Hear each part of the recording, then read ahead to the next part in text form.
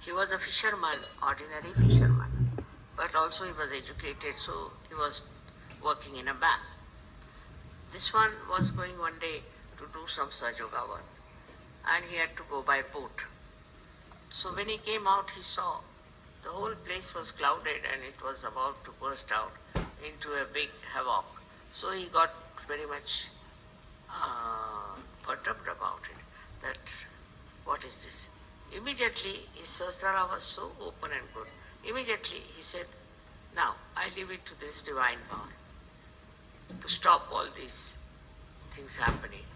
I don't want it to rain and to have any problem till I come back home and go off to sleep.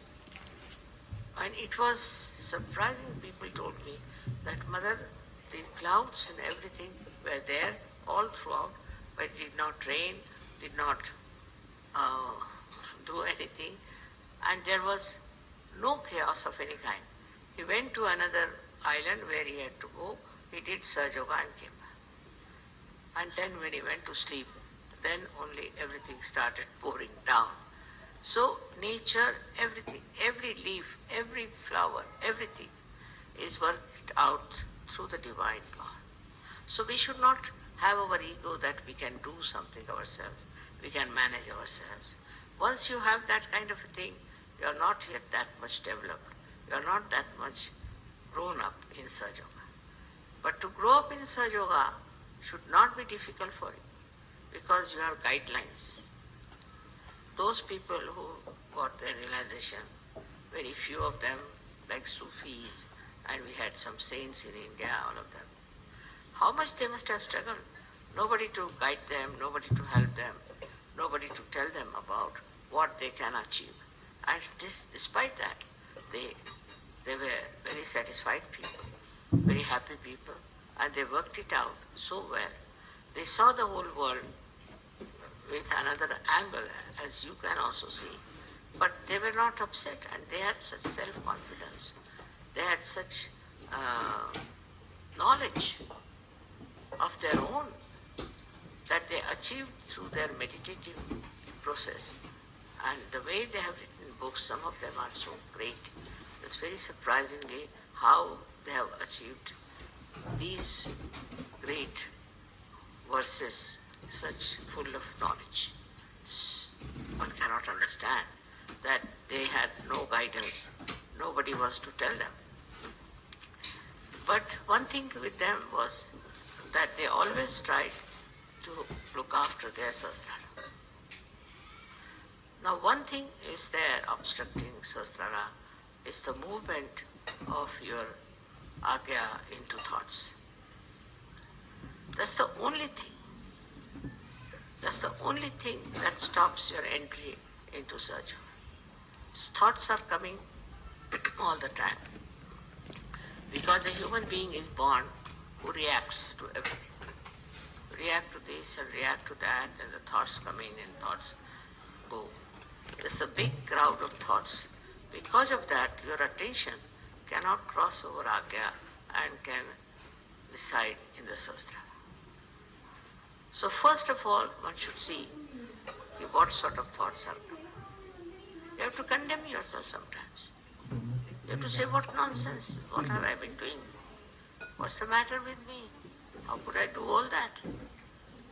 Once you start doing that, these thoughts will start disappearing. These thoughts are coming from two angles, one from the ego and another from your conditionings. And these are so much built up within you that they don't allow your Agya to be crossed. That's why we have two bija mantras of Amuksham. First one is, when it is conditioning, you are endowed with this kind of a fear. I shouldn't do like this, I shouldn't do like that, is not allowed, that is not allowed. That's the conditioning part of it. Conditioning can be of many types. But the ego part of it is that I must overpower everybody, I must get this, I must be able to rule everyone. These two things are there in the mind, which are all the time crossing. So it's important that we should go into thoughtless awareness. And that thoughtless awareness is the real way that your Sahasrara can be nourished by the Kundalini. Because Kundalini cannot go through, cannot pass through. And for that, as I said, there are two Bija mantras. One is Ham, another Ksham. So if you are conditioned, you are frightened, you are afraid, and you had ideas about yourself. These days, the way people are describing, they'll say, I'm an extrovert. Somebody will say, I'm an introvert. Somebody will say, I'm hippie, I'm that. All kinds of things they can have attributed to themselves. But these ideas are all coming from outside. They are not from inside. To get to the inner side of yourself, to the subtler side of your being, you must allow the Kundalini to go through the Agya. To cross the Agya is a very important thing in modern times. And for that you have to meditate. If you can meditate with complete faith in yourself, this Agya can be opened up with surrendering to the Divine. You have to surrender yourself to the Divine. And when this Agya opens, you'll be amazed. Your Sahasrara is just waiting to transfer, to give you all the help that you need through the all-pervading power. Your connection of Sahasrara with the all-pervading power is established. And by that you will be amazed how all these 7 chakras work, how they help you, how they try to give you whatever is the real knowledge about everything. This real knowledge that you get is very joy-giving. You can see this real knowledge in everything. You don't have to start reading any book about it. In every situation and in every person, in every flower, in every natural happening, you see clearly the hand of the Divine. Once you see the hand of the Divine, your ego starts disappearing. Once you say that it's you do everything. Kabira has said something great about this. He said that when the goat is alive, it goes on saying, I am, I am. But when it is slaughtered and its intestines are made into strings which are used for cleaning the cot, then it said, tu hi, you are. See, in this symbolic way, they have suggested that you have to become dissolved into this divine power. It's the divine power that does everything.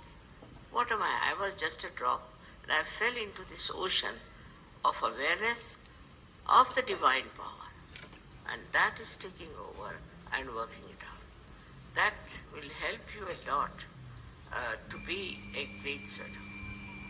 You develop curing powers, but still you are not proud of it. You developed, of course, awakening powers, you are not proud of it. You develop so many creative powers and you are not proud of it. You become really very, very creative, extremely creative. But the greatest thing happened to you that you become a global personality. So you start seeing the problem of every country, of every other nation where they have problems. But these problems when you see, you don't see like other people, because others may like to use it for their own purpose, maybe for media, maybe for something. What you want to see is that these problems are solved. See, your powers are so great with this kind of a mind, I would say, which is dominated completely by the divine power, that whatever disturbs you immediately is taken over and it starts working out. Many problems have been solved by surgery, and also they can be solved on a very universal level. If you are a global person, then what happens is that you become a sort of a vehicle, or you can become like a channel for this divine power to act, because you are purely a global personality. Not attached to this, attached to that, but a pure Sahaja personality which can be used by this divine power very easily.